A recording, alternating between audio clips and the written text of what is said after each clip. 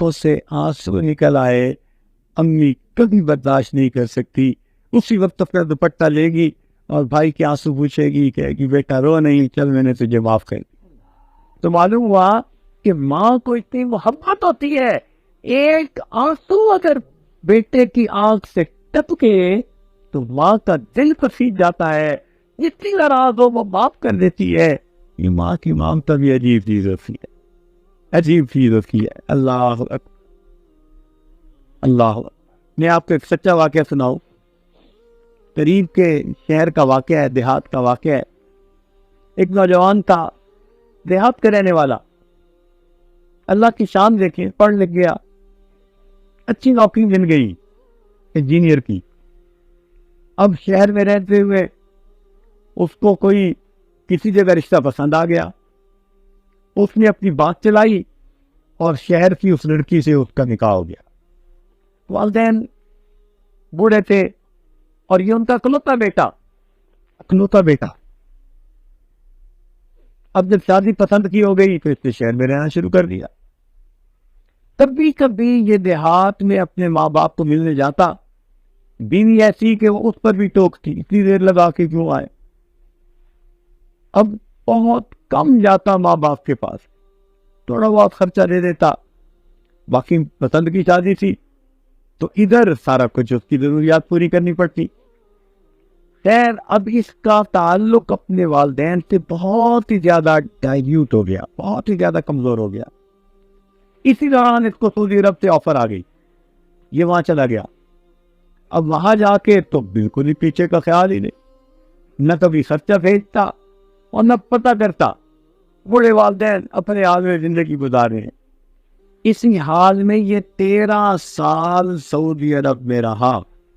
اب وہاں رہتے ہوئے اس کو اتنا شوق ہوا کہ یہ ہر سال بیوی بچوں کے ساتھ حج کرتا۔ جب اس نے 13 حج کیا نا تو کھڑا رو رہا تھا۔ ایک عالم سے ملے، یہ اس عالم کو بتاتا ہے کہ حضرت میں بہت پریشان ہوں۔ ان کا کیوں؟ کہنے لگا 13 حج کیے، ہر سال حج کرنے کے ہفتہ کے اندر اندر میں خواب دیکھتا ہوں جیسے کوئی مجھے کہتا ہے کہ تیرا حج قبول نہیں ہوا، اور اس دفعہ میں 13واں حج کر چکا ہوں اور پھر مجھے کہا گیا کہ تیرا حج قبول نہیں ہوا۔ میں پریشان۔ ان بزرگوں نے کہا کہ اچھا اگر حقوق اللہ تو پورے کر رہا ہے تو حقوق العباد دیکھ کہیں ایسا تو نہیں کہ اس میں خدائی کر رہا ہو۔ اب اس کے حالات میں ایسے کہا میں نے تو بالکل ہی والدین سے تعلق توڑ لیا، نہ ان کو کوئی خرچہ، نہ ان کی خیر خبر، کوئی عطا پتہ ہی نہیں ہے۔ ان کا میاں جاؤ پھر پہلے ان کو منا لو تب تیری بات کے قبول ہوں۔ یہ اپنے گھر آیا، بیوی کو حالات سنائے، کہنے لگے میں جاتا ہوں، میں ان کی خیر خبر پوچھ کے آتا ہوں۔ خیر ملک میں آیا، اب جب اپنی بستی کے قریب پہنچا نا، اس کو تو یہ بھی پتہ نہیں تھا کہ وہ زندہ بھی ہے یا نہیں، 13 سال گزر گئے تھے۔ اب اس نے ایک نوجوان سے پوچھا کہ بھائی وہ فلاں لوگ کس حال میں؟ اس نے کہا جی وہ ان کو پہچانتا نہیں تھا، 13 سال جو گزر گئے تھے۔ ان نے کہا ان کا ایک نوجوان بیٹا تھا، وہ تو پتہ نہیں کہاں چلا گیا، بہرحال اس کے والدین اسے یاد کرتے تھے۔ تو والد کچھ عرصہ ہوا فوت ہو گیا، ماں زندہ ہے لیکن اس کے بھی آنکھوں پہ موتیا بند آ گیا، کالا موتیا، یعنی بلائی چلی گئی، اور پچھلے دنوں اس پر فالج بھی اٹیک ہوا ہے، پتہ نہیں اب وہ کے سال میں ہے، وہ بھی لگتا ہے تھوڑے دن کی مہمان۔ اب جب اس نے یہ سنا تو اس کو بڑا صدمہ ہوا، اب اس صدمے کی وجہ سے یہ گھبرائے ہوئے دل کے ساتھ آگے جا رہا تھا۔ چلتے چلتے اپنے گھر کے دروازے پہ پہنچا، کواڑ بند تھے مگر کنڈی کوئی نہیں لگی ہوئی تھی۔ اس نے آہستہ سے دروازہ کھولا، اندر گیا۔ جب اندر گیا تو کیا دیکھا کہ چارپائی بچھی ہوئی ہے اور اس کی والدہ ہڈیوں کا ڈھانچہ لیٹی ہوئی ہے۔ یہ قریب گیا کہ میں دیکھوں کہ انیس سوئندی ہے، یہ جاگی ہوئی ہے۔ جب قریب گیا تو دیکھا کہ وہ نہ کچھ ہونٹ ہل رہے ہیں اور کوئی بات کر رہی ہے۔ اس نے کہا پتہ نہیں کیا پڑھ رہی ہے۔ اس کو یہ تو پتہ چل گیا تھا کہ اس کو نظر کچھ نہیں آتا۔ اب یہ آہستہ قدموں کے ساتھ گیا اور بالکل قریب جا کے بیٹھ گیا۔ اس نے قریب جا کے سنا اس کی ماں اپنے اللہ سے دعا مانگ رہی تھی اور کہہ رہی تھی اللہ اور میرا حامد تو دنیا سے چلا گیا، اب ایک ہی بیٹا ہے وہ بھی مجھ سے دور ہے، میرے مالک میرے اس بیٹے کو واپس بھیج دینا تاکہ جب میں مروں تو مجھے قبر میں اتارنے والا کوئی تو میرا محرم ہو۔ 13 سال گزر گئے، 13 سال کے بعد بھی ماں مایوس نہیں، پھر بھی دعا مانگ رہی ہے، اللہ حامد تو میرا چلا گیا، ایک ہی بیٹا ہے میرے پاس اسے بھیج دینا، جب میں مروں تو مجھے قبر میں اتارنے والا کوئی تو میرا محرم۔ جب اس نے یہ سنا تو کہنے لگا اماں میں آپ کا بیٹا آ گیا ہوں۔ تو ماں نے حیران ہوتا بیٹی تم آ گئے ہو؟ اس نے شفقت سے اس کے سر پہ ہاتھ پھیرا، اللہ کی شان، اسی وقت اس ماں کو ہارٹ اٹیک ہوا اور بیٹے کی آنکھوں کے سامنے اپنی جان ہے۔ یہ نوجوان اس کی کفن دفن سے فارغ ہوا، وہاں سے معافی تو مانگی نہیں تھی، واپس آیا، اگلے سال اس نے پھر حج کیا۔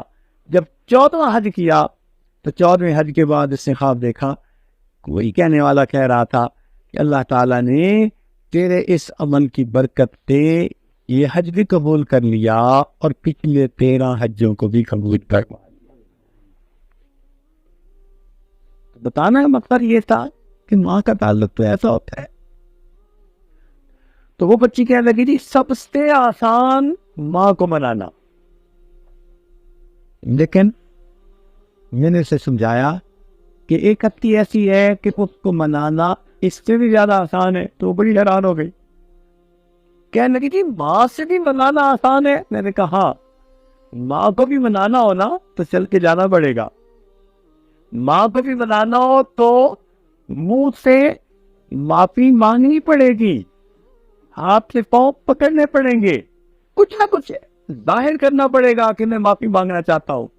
مگر ایک ذات ایسی ہے انسان کہیں چل کے نہ جائے، زبان سے کچھ نہ بولے، فقط اپنے دل میں اپنے گناہوں پہ اگر نادم اور شرمندہ ہو جائے، وہ دل کی ندامت کو قبول کر کے اس کے پچھلے سب گناہوں کو معاف کروا دے۔ چنانچہ حدیث پاک میں آتا ہے الندم توبۃ، جب بھی کوئی بندہ اپنے دل میں گناہوں پہ نادم ہوتا ہے، اللہ تعالیٰ اس کے دل کی ندامت کو قبول فرما کے توبہ قبول فرما لے۔ اللہ تعالیٰ کو منانا کتنا آسان ہے، سب سے آسان اللہ تعالیٰ کو منانا۔ اس لیے ہم اپنے پچھلے گناہوں سے سچی توبہ کر کے آئندہ نیکوکاری کی زندگی گزارنے کا دل میں عہد اور ارادہ کر لیں۔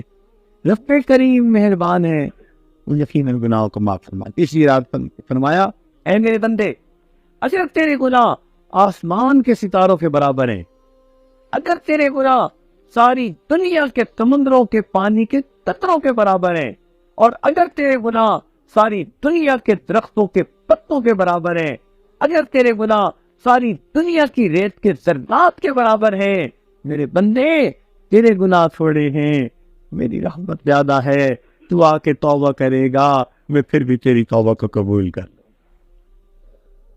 اس سے آگے بڑھ کے بات کہی، فرمایا میرے بندے تو نے توبہ کی پھر توڑ بیٹھا، پھر توبہ کی پھر توڑ بیٹھا، پھر توبہ کی پھر توڑ بیٹھا، 100 بار اگر توبہ شکست کی وعدہ تو نے 100 دفعہ توبہ کی، 100 دفعہ توڑ بیٹھا، میرا در اب بھی کھلا ہے، تو آ کے توبہ کر لے، میں تیری توبہ کو قبول کر۔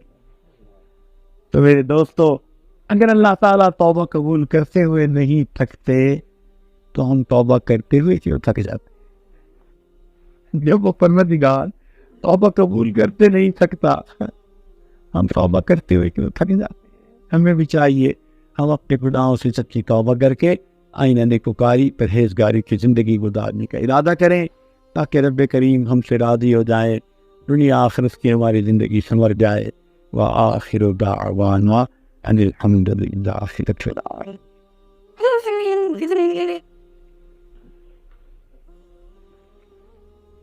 مراقبہ کر لیں گے، اپنے دن میں اللہ کو یاد کر لیں گے، پھر اس کے بعد انشاءاللہ ہم دعا کر لیں گے سب رات فریت کے لیے ساری دنیا کو بھول جائیں، اللہ تعالیٰ کی یاد میں ڈوب جائیں، آنکھوں کو بند کر لیں، سر پہ ٹکا لیں، دنیا اور جو کچھ